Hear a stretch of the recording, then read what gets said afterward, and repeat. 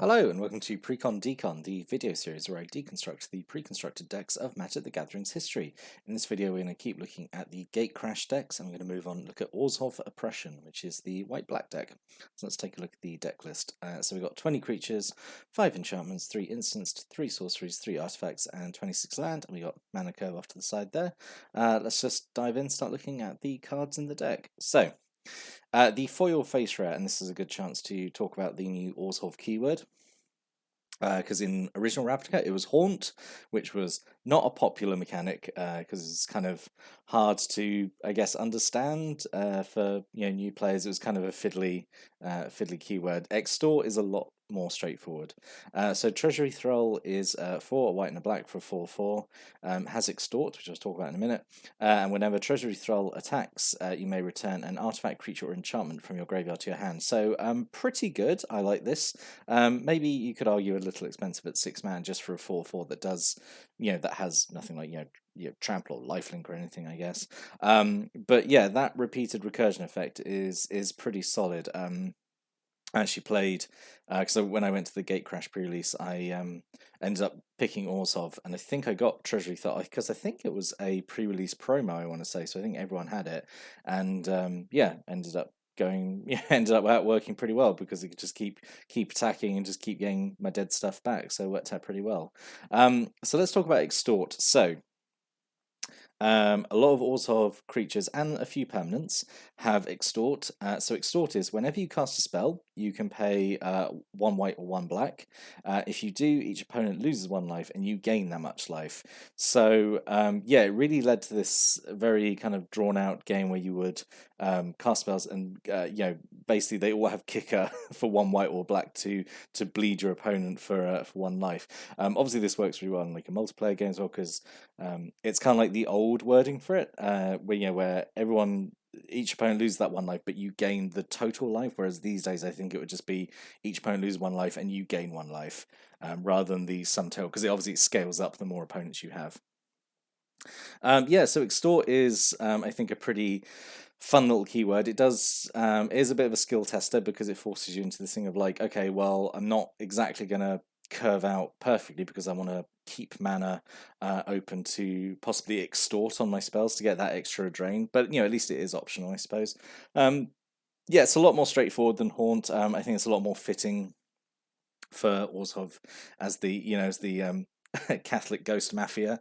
I think it's a pretty fun keyword, and we'll see a few more instances of it in the deck. Once you have a whole board of Extort things out, because you only do the Extort trigger once per permanent with Extort. It's not like you could just have Treasury Throw out, pay one spell, and then like sink like 6 mana into it and Extort 6 times.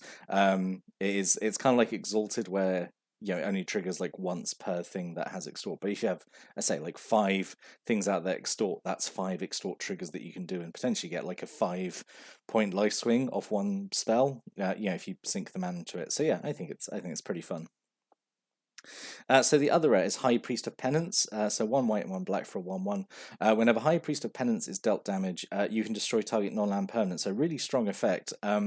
Unfortunately, there's like no way of boosting really its toughness or survivability in this deck. There's like 1 aura, which is like not what you want to put on this creature. But it's still like a massive deterrent. I think you swing with it or block with it. Like no one wants to attack into it, no one wants to block it, because it can just blow up basically your opponent's best thing whenever it takes damage. I say it's a shame there's no way of boosting its survivability, so like it can just stick around. Like even something like if it, I don't know, something like a really simple thing where it just goes, it gets +0/+4 or something like an equipment or an aura or something.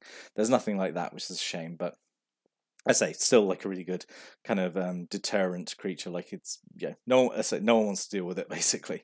I think 2 pretty good rares here, honestly. So we're going to move on to look at all the Extort creatures. So kind of like when I looked at the Gruul cards that all had Blood Rush. I'm probably going to whip through these pretty quickly just because they all have Extort and are just varying sizes with varying keywords. There's not really much to say about them. Other than I really like the artwork on the white Orzhov cards where they have their like creepy Cyclops helmets. I think they're great. Very, very creepy. And if you watch the channel any amount of time, you know I like my creepy religious guys, you know, like the opulent and the grotesque mixed together, which Orzhov does so well. So Basilica Guards, 2 and a white for a 1/4 with Defender and Extort. Basilica Screecher, 3 of those, 1 and a black for a 1/2 with Flying and Extort, so essentially Orzhov Stormcrow. A single Knight of Obligation, 3 and a white for a 2/4 with Vigilance and Extort. So yeah, these are all, I think, perfectly fine. You know, I like the fact that having Extort doesn't, you know, it doesn't raise their costs. Like they're perfectly costed as kind of like normal like vanilla creatures. And then because you know the Extort is like extra mana you pay. It's you know, kind of going back to I guess my rants about fire breathing. Like I never understood why like a fire breathing ability should increase the cost of a creature because you have to pay mana to use the fire breathing ability. Like why would it have to? Why would you raise the cost of the? Yeah, what you get where I'm going with it. So yeah, I think all these are absolutely fine. Maybe a little boring, but I think they're fine. 2 King's Ping's Pet, so 1 a white and a black for a 2/2 flyer, has Extort. 2 Syndicate Enforcer, 3 and a black for a 3/2 with Extort. This is the only one actually I think that might be a little bit overcosted, just like 4 mana for a 3/2 is like not great. Yeah, if this had been like 1 cheaper, I think it would have been you know, more preferable. This is probably the weakest of the Extort cards, honestly, just because it's not great. It's not a great cost to like power toughness ratio. So that's pretty much all the Extort creatures. So we also have a Vizkopa Guild Mage, so 1 white and 1 black for a 2/2. You can pay 1 a white and a black to give type creature lifelink until in turn, which is good, very classic white-black thing to do. And then the spicier ability, 1 colours, 1 white, 1 black. Whenever you gain life this turn, each opponent loses that much life. So this is pretty good, I think, when you've got all the extort effects going, because you know, let's say you pop this ability, you know cast 1 spell, you extort maybe twice off it, you're making them lose 2 life, and you gain 2 life off that, and then you know you're going to make them lose then another 2 life from the from this effect. And obviously these effects combo with each other anyway. If you give something lifelink and then pop the other ability to make them lose extra life from the lifelinking creature, yeah, I think this is pretty good. I really like the Return to Ravnica Guild Mages, like all their abilities like really nicely synergize with each other. We have a single Smog Elemental, so 4 and 2 black for a 3/3 flyer. Creatures with flying your opponent's control get -1/-1. So maybe a little expensive, like 6 mana for a 3/3 flyer, but it does have like this kind of you know, debuff effect, which is okay. Again, it's like a bit conditional, just to yeah, reduce the power and toughness of only flying creatures, but you know, at least it doesn't affect your stuff. And yeah, the thing is, like, you know, creatures with flying are usually going to be a lot smaller than creatures without flying, I suppose. So this is going to be a more significant drop to them anyway. I guess it's okay. Feels like kind of a weird card to include, honestly. Like it feels a bit out of nowhere. It gives me like original Ravnica vibes of just being like one of the like big like just one of the random like world building cards they throw in. Like it's not connected to a guild. It's just, I don't know, let's say it's just a big cloud of living pollution, I suppose. But yeah, it's okay in here.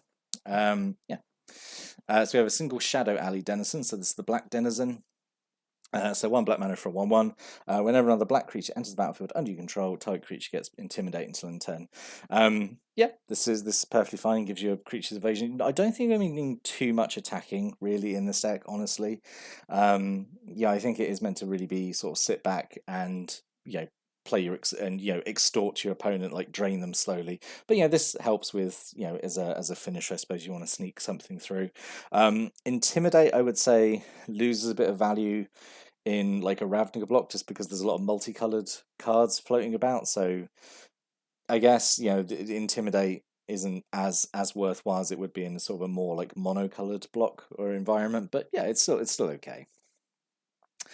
Single Tormented Soul, 1 black mana for a 1/1 that can't block and is unblockable. Yep, this is perfectly fine. Nice and cheap as well, so goes along with all the extort spells really nicely. And then a bunch of M13, not great filler, honestly.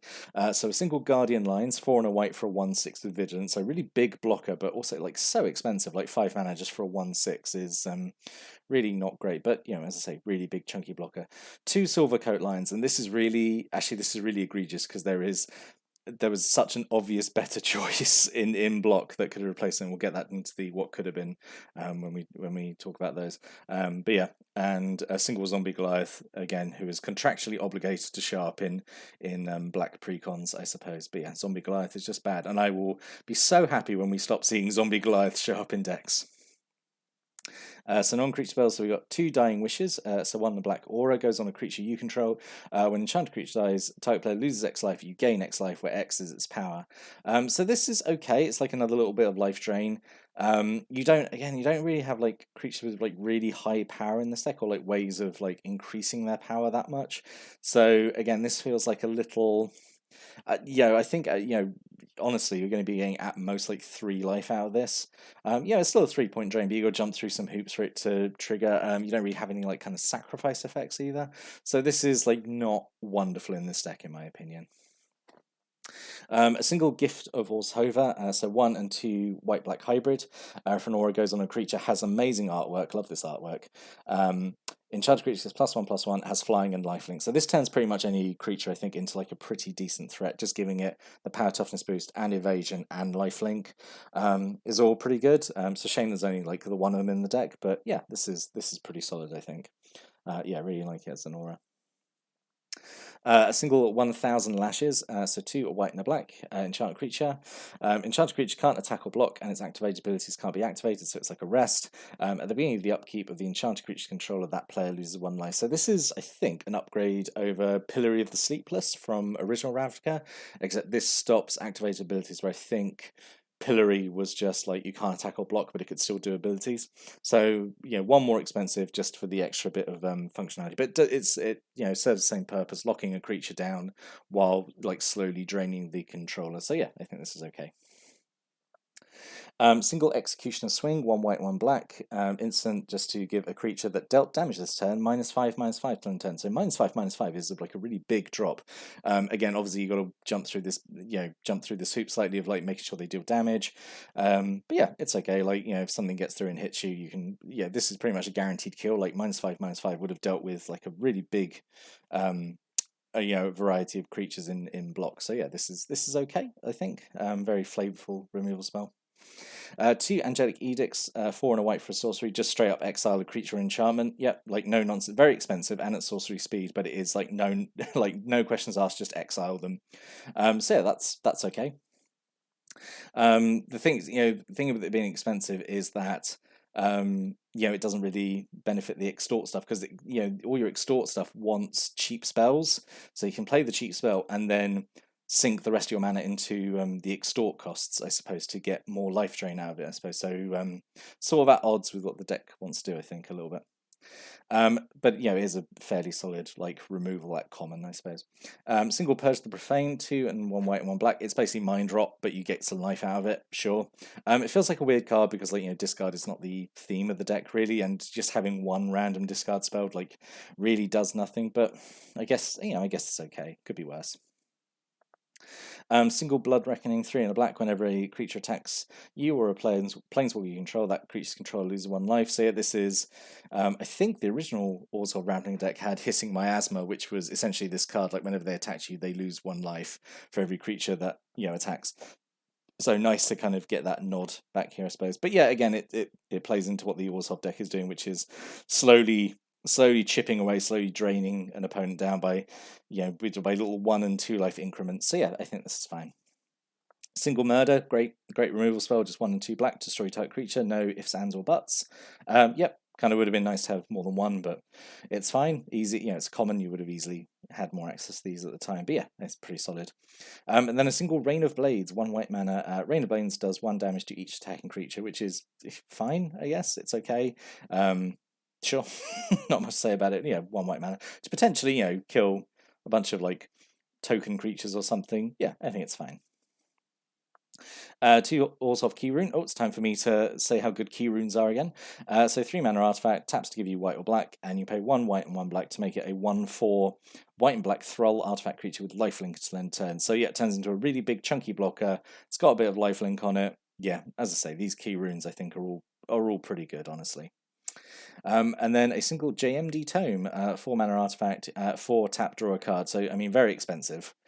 just to draw one card, but like you've got no other options for drawing cards, so like it's this or nothing really. Yeah, it's okay. Again, not really I think what the deck wants to do, because it wants to I guess like the mana you're saving by not extorting a spell. Like if you don't cast a spell and you don't extort it, at least you can then put it into this to draw a card, I guess, maybe. I'm trying being very charitable with it there. And then a single Orzhov Guildgate, and then 12 plains and 13 swamps. So actually quite, so 26 land in here, which is good, because you've got all the extort costs that you would want to be paying, so you want to be making sure you're playing a land every turn so you can afford it. So what could have been? So let's talk about the obvious Silvercoat line replacement, which is Syndic of Tithe, and I have no idea why it was not in here, because it is also, it's 1 and a white for a 2/2, like Silvercoat line, except it has Extort, so it actually, it's on the theme. It doesn't affect like the mana curve at all, and it plays the deck theme. It gives you more Extort stuff. So yeah, that 100% should have been here instead of the Silvercoat lines. So yeah, the other two cards. So Vizkopa Confessor could have been interesting. So 3, a white and a black, it has Extort. When it enters the battlefield, you can pay any amount of life, which is interesting. Because actually, I don't think there's many of the Orzhov cards that actually care about you maybe using like your own life as a resource, which seems crazy to me, because you're building up so much from Extort effects. Like it'd be good to turn that excess life into effects. Anyway, you pay any amount of life, target opponent reels that many cards from their hand, and then you choose one of them and exile it. So yeah, it's kind of like a targeted exile effect. Yeah, I think that's okay. Could have had one of those. And then alternate rare. So I think the Treasury Thrall is pretty good. The High Priest Penance is also pretty good, but I would switch that out, because I would include the High Priest Penance if there were ways of increasing its toughness. So you could get maximum use out of the ability. I would take the High Priest Penance out and put Blind Obedience in, but this might make the deck a bit too good. So Blind Obedience, 1 white enchantment, has Extort. So it's a permanent that's not a creature that has Extort. And artifacts and creatures your opponents control enter the battlefield tapped, so like really sets your opponent back, which is what the deck wants to be doing like stalling your opponent out, like slowing them down while you can chip them away with Extort effects. But I think including this might have been a little bit too good, because I think this card goes for quite a good bit of money, honestly. But yeah, it's recent, and like it's such good artwork. Anyway, but yeah, that was my thoughts on what changes should be made. But definitely the Syndic of Tithes, definitely, instead of the Silvercoat Lion. So in summary, yeah, I quite like this one. I like the shift, I guess, in the Orzhov going from the Haunt effects to Extort. I think Extort is a lot better than Haunt. And yeah, it was it definitely plays, I can speak from experience, plays like a very very oppressive, control-y, draining deck, when you're just like kind of stalling out your opponent and you're just very slowly draining them of their life. Yeah, it's a pretty fun play experience, I think. So yeah, I quite like this one, but I'd like to hear what other people's opinions are. If you've got any stories or thoughts or comments or opinions about this deck or any of the cards in it, stick a comment below. Always like reading those. But I'll be back next time. Go look at the last Gatecrash intro pack. But until then, thanks for watching and listening, and have a great day.